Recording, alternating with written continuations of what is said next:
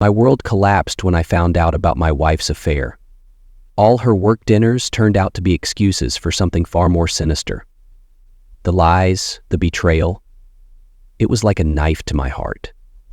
The evidence came in waves, the unexplained charges, the late nights, and finally, the photos. The moment I opened that manila envelope, everything I believed in shattered. I knew then that my life would never be the same, but I wasn't going down quietly. I had a plan, and it started with packing her things and changing the locks.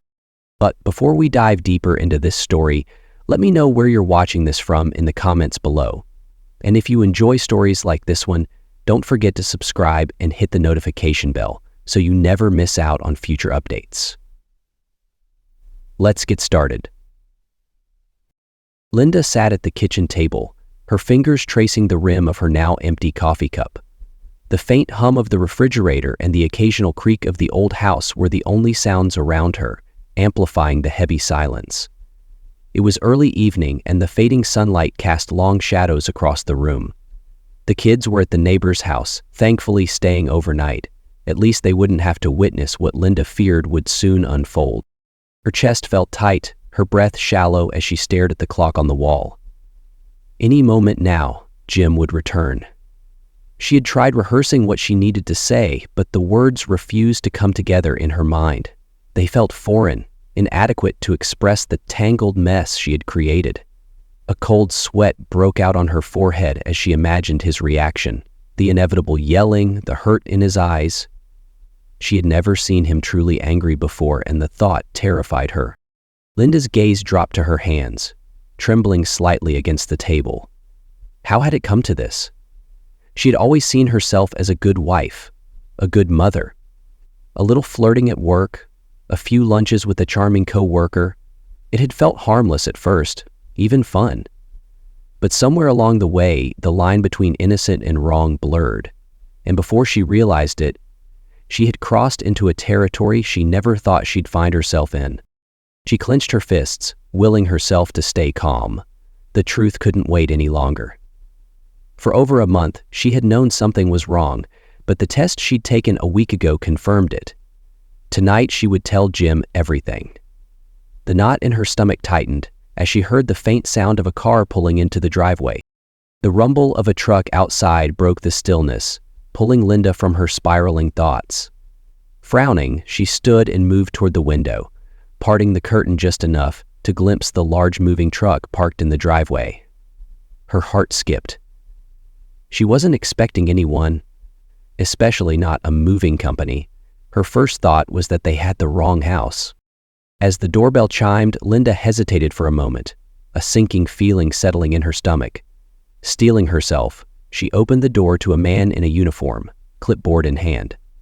"Amaranth, Linda Gardner?" he asked, glancing at a piece of paper before meeting her eyes. "Yes," she replied cautiously. "Can I help you?" "I have an order to pack up your things and move them to Southwest 10th Avenue, the man said briskly. Linda blinked, confusion clouding her face. There must be some mistake. I didn't place any such order. The man, unbothered by her reaction, flipped the clipboard toward her, revealing a signature at the bottom of the form. "The order was placed by a Mr. Jim Gardner last week," he explained. "This is his signature, ma'am." Her breath caught in her throat, her mind racing. Jim had done this? Before she could fully process the information, the man continued. "If you try to stop me, I was told to give you this." He handed her a large manila envelope, then barked instructions to the men in the truck to start unloading. Trembling, Linda tore open the envelope, her eyes scanning the contents. It didn't take long to realize the truth. Jim knew. Not just the pregnancy, but everything. Her affair, her betrayal. The proof was undeniable, and his intentions were painfully clear. Almost on autopilot, Linda looked up at the man. Her voice barely above a whisper, she said, "The first room at the top of the stairs, on the right." The movers began their work as she stood frozen in place, clutching the envelope. Shock gave way to confusion, then to a gnawing dread. Questions buzzed in her head, but the clearest thought was also the most terrifying. Jim wasn't coming back. As the workers moved around her, Linda sank into the nearest chair. overwhelmed. The life she had known was being packed into boxes, piece by piece, and there was nothing she could do to stop it. Linda stood frozen at the edge of the kitchen, watching as the movers carried box after box down the stairs. Each thud of footsteps and creak of furniture being shifted felt like a blow to her chest. Her home, the space she had built and filled with memories, was being dismantled piece by piece, right before her eyes. And she could do nothing but stand there, clutching the envelope that had shattered her life. The muffled voices of the movers filtered through the fog in her mind. Occasionally, one would pause to ask her a question. Do you want this packed separately? Or where should this go? But her responses were barely audible. She couldn't summon the strength to care about the details. Her body moved mechanically, pointing when prompted, but her mind was far away, spiraling into disbelief and regret. This can't be happening, she whispered to herself, her voice trembling. Her hands gripped the back of a chair, as if holding onto it could somehow ground her. But nothing felt solid anymore. The reality of her choices, the cascade of consequences, was overwhelming. The rumble of another vehicle outside jolted her from her daze. Moments later, her father Ken appeared at the door. His face was lined with concern, his movements deliberate as he stepped inside and took in the scene. "Sweetheart," he said gently, his voice steady but strained. He walked over to her, placing a reassuring hand on her shoulder. "Your mother is waiting for us at home. The movers will finish packing your things. Let me take you there." Linda looked up at him, her eyes brimming with unshed tears. "Dad, Her voice broke, and she shook her head, unable to form the words. "This can't be happening." Ken's expression softened, but there was a sadness in his eyes that mirrored her own. "I know, Linda," he said quietly. "But Jim asked me to come. He didn't think you'd be able to drive after everything." His words carried no judgment, only a quiet understanding, but they cut deeper than any reprimand could have. Linda nodded slowly, feeling the weight of her father's support and the shame of needing it. She followed him toward the door, glancing back one last time at the half-empty living room. The sight broke something inside her. "I ruined everything, didn't I?" she murmured, more to herself than to her father.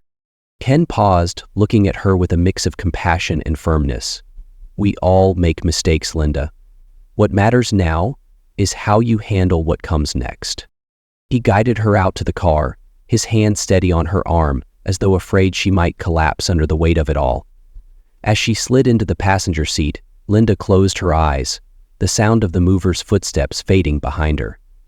The guilt and despair were suffocating, but beneath it all, a new fear began to stir.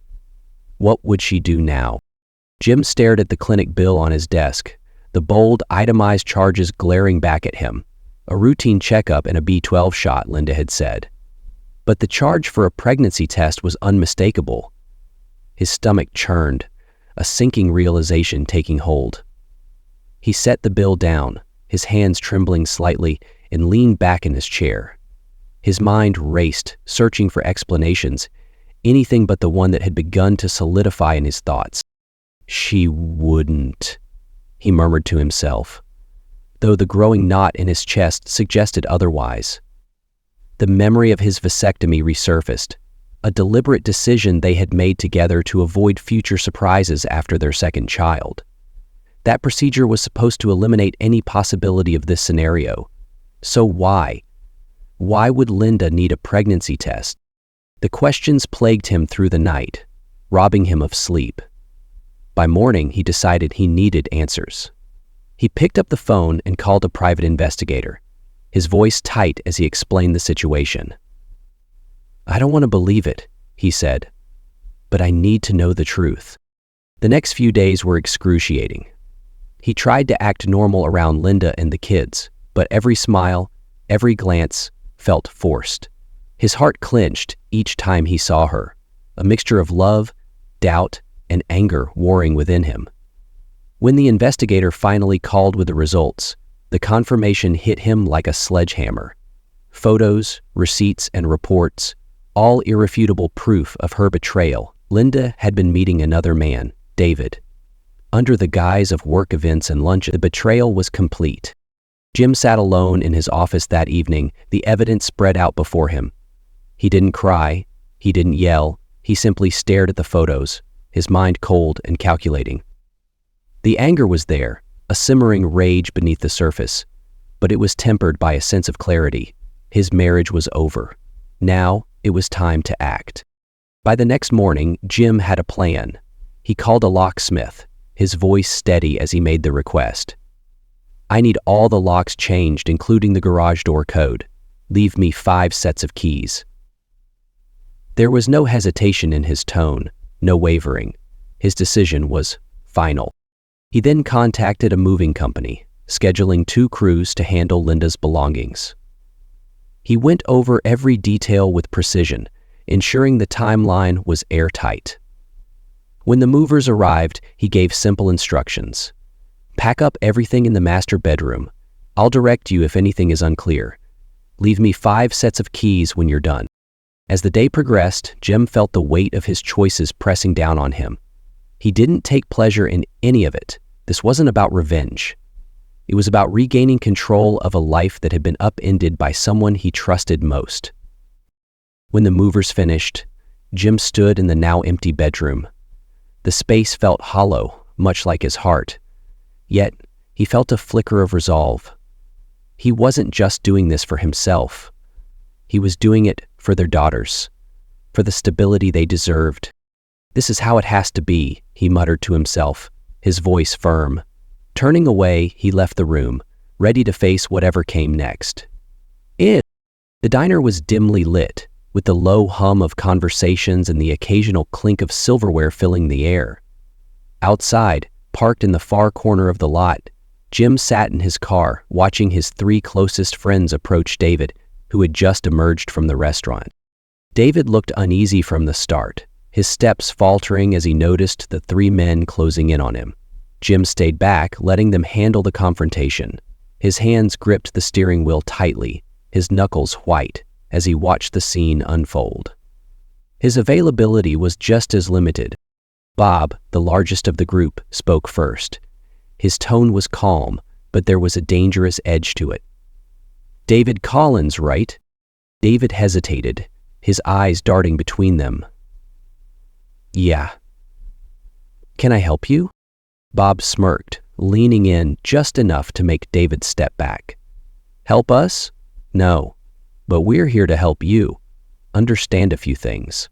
David's face paled and he glanced around, clearly searching for an escape route, but the other 2 men, Mike and Greg, stepped in, cutting off his path. "Look," David stammered, his voice shaking, I don't want any trouble." "Trouble?" Bob raised an eyebrow, pulling out a pocket knife and flipping it open with a sharp click. "Trouble is what you've brought on yourself, buddy. Now here's the deal. You've got 24 hours to pack up and leave this town. Disappear. Because if you're still here tomorrow, let's just say you'll be leaving in a much more painful way." David's breath quickened, his eyes wide as he took a step back. I didn't mean for any of this to happen," he stammered. "Doesn't matter what you meant," Greg interjected. "What matters is what you did. Jim's our friend, and you've disrespected him in a way we can't let slide." Bob leaned closer, his voice dropping to a menacing whisper. "We know where you live, where you work, and every place you like to hang out. Do the smart thing and disappear." David nodded frantically, sweat beading on his forehead. All right. I'll leave. I swear." Bob straightened, closing the knife with a snap. "Good. Don't make us come looking for you." With that, the group stepped back, letting David scramble to his car and speed off into the night. Jim watched from a distance, his emotions a chaotic mix of satisfaction, anger, and sadness. When Bob walked over to his car, Jim rolled down the window. "Done," Bob said simply. "He knows what's good for him." Jim nodded, his voice low and weary. "Thanks. I'll be better tomorrow." Bob placed a reassuring hand on the car door.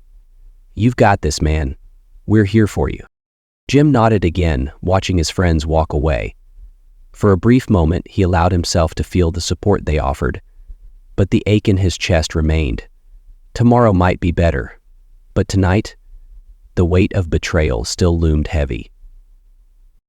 Linda sat in the back seat of her father's car, the hum of the engine and the faint rustle of passing trees blending into a white noise that mirrored the chaos in her mind. Her thoughts drifted uncontrollably, pulling her back to the beginning, when everything had seemed so harmless. It started with David's first day at the office. He had a disarming smile, a way of making everyone feel at ease. Linda had been assigned to help him settle in, show him the ropes. At the time, it felt like nothing more than her duty. She remembered the easy conversations, their shared love of Mexican food, and his knack for making her laugh. When the day felt long, he was charming, yes, but so were many others. What harm could come from a little friendly banter? But the lunches began to stretch longer. He would save her a seat at meetings, walk with her to her car after work. The little things piled up, each one innocuous on its own, but together they created a bridge she never intended to cross. Linda clenched her hands in her lap, the weight of those memories pressing down on her. She hadn't seen the line until it was far behind her. The first moment she truly faltered played vividly in her mind. It was at a team-building seminar, the music playing softly in the background as David extended a hand to her. "Dance with me," he'd asked, his voice warm and inviting. She had hesitated, but the room was filled with coworkers, and it felt innocent enough. When his hand touched her waist, a spark she hadn't felt in years. That night, she had gone home to Jim, desperate to convince herself it was nothing. She tried to drown the guilt in the familiarity of her husband's arms, but the spark lingered, burning at the edges of her resolve. She didn't know it then, but she had already opened a door she couldn't close. The weeks that followed blurred together. Happy hours after work, stolen glances, lingering touches. She remembered the first kiss, the way it had both thrilled and terrified her. "This isn't me," she had whispered to herself afterward, tears streaming down her face in the privacy of her car.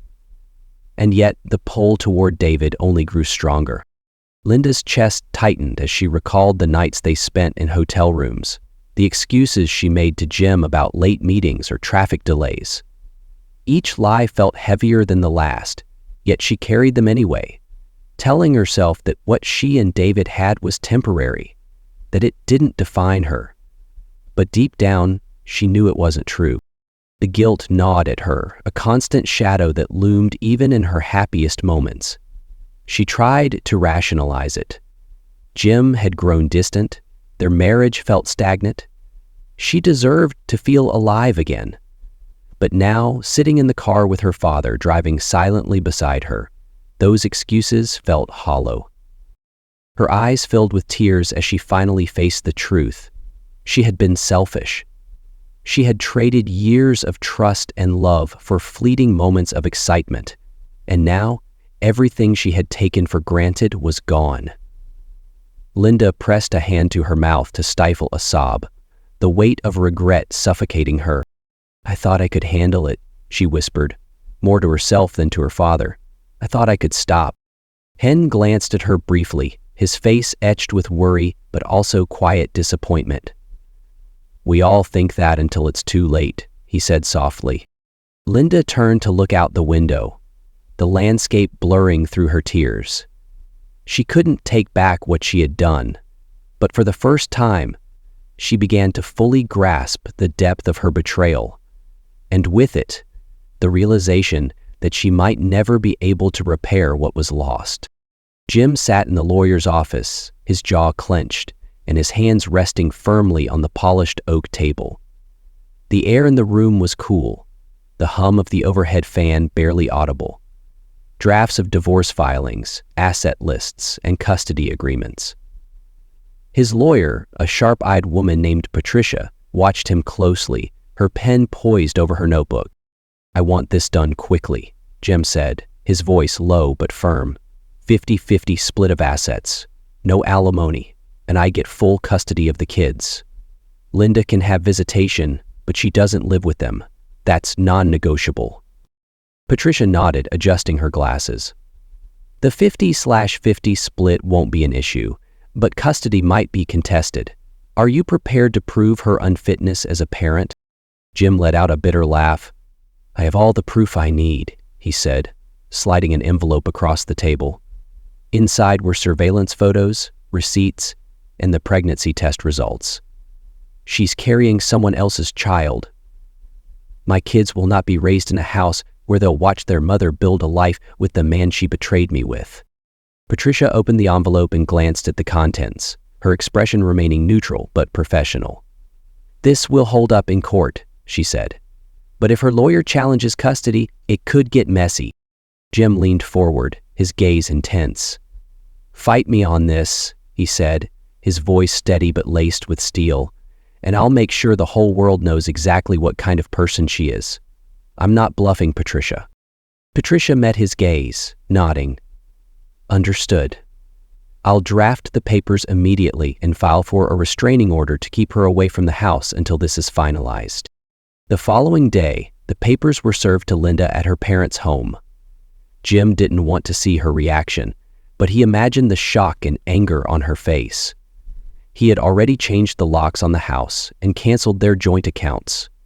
Every step was calculated to sever their lives cleanly, leaving no room for lingering ties. Later that week, Jim met Linda and her lawyer in a sterile conference room at Patricia's firm. Linda looked pale, her eyes rimmed red, but there was a hint of defiance in her posture. Her lawyer, a young man with a confident smirk, wasted no time. "We're just getting started," he said. "Where are you going?" when Jim abruptly stood. Jim turned, his expression cold. "I'll say this once," he began, his voice calm but deadly. "The terms are non-negotiable. Linda sees the kids, but I have custody. Push this, and I'll take this public. Everything. Do you want that?" The room fell silent. Linda's lawyer shifted uncomfortably in his seat, his confidence visibly shaken. Linda lowered her gaze, tears slipping down her cheeks. "Fine," she whispered, her voice cracking. "I agree."